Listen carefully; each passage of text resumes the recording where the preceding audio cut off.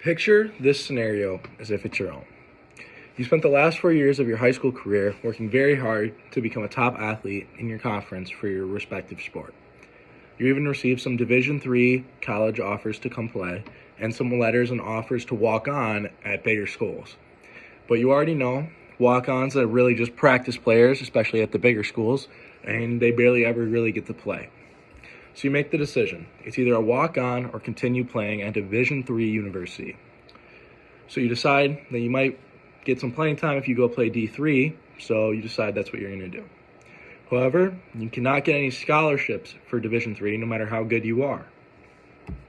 So you end up deciding it would be best just to get a job and pay for school and focus on grades and not continue playing sports. This is the reality for thousands of high school athletes who want to continue their athletic career at a college level.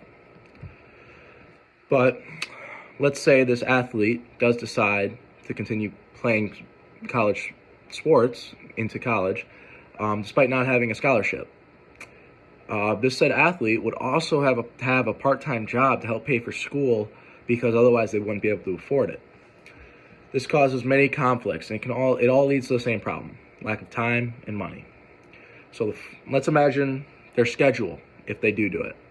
So first thing in the morning, the student athlete would have a lift, 6 a.m. to 7:30, and then the athlete might have class. If you're taking 15 credits, 8 to 3 p.m., that's pretty normal. And directly after that, they'd have practice 3:30 to 5:30.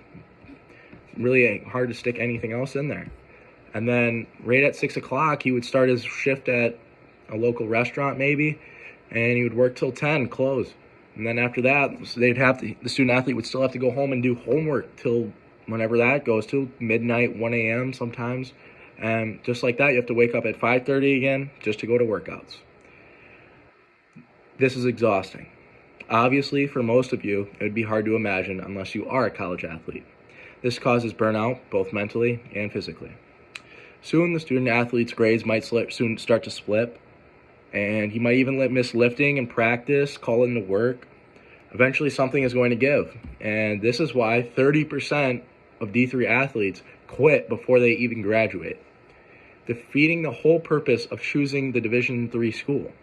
This is a sad reality because playing college sports is a dream for thousands of athletes, but shot down and the reality of life hits them. This in turn leads to Division III programs losing athletes every year.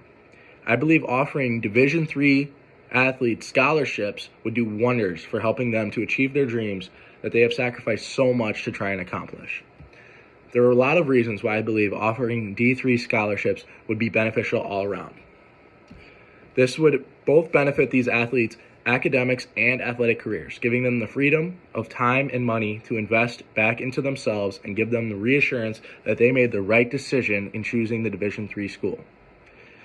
It would incentivize the student athletes to do better in school, to stay eligible for their scholarships and for sports. Many teams also have study sessions that help students with their grades, as most athletes stop playing to focus on academics. That is the main reason that the athletes quit.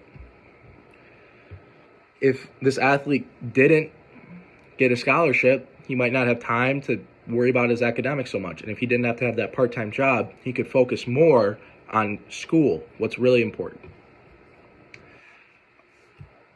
It's like having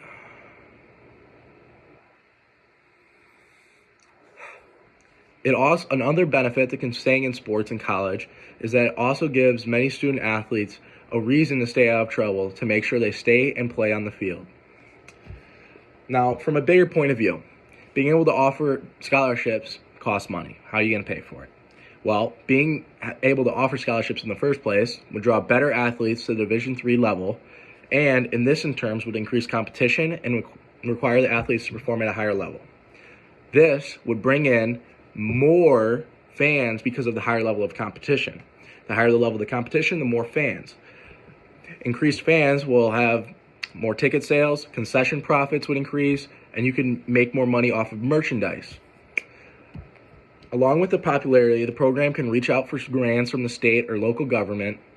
Another increased factor with increased popularity, companies might see this as a great opportunity to advertise their companies at the stadiums or on the uniforms, anything.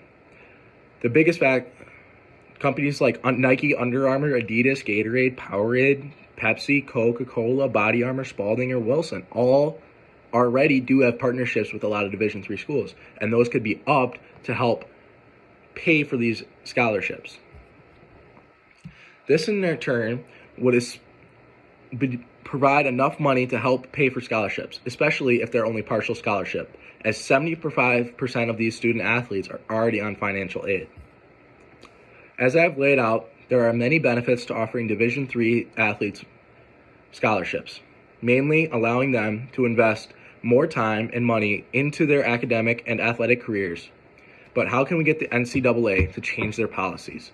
I believe that pushing the message to the NCAA and Division III universities across the nation is the key to causing the change to help these thousands of student athletes achieve their dreams.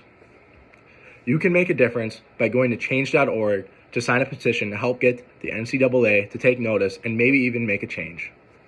Thank you.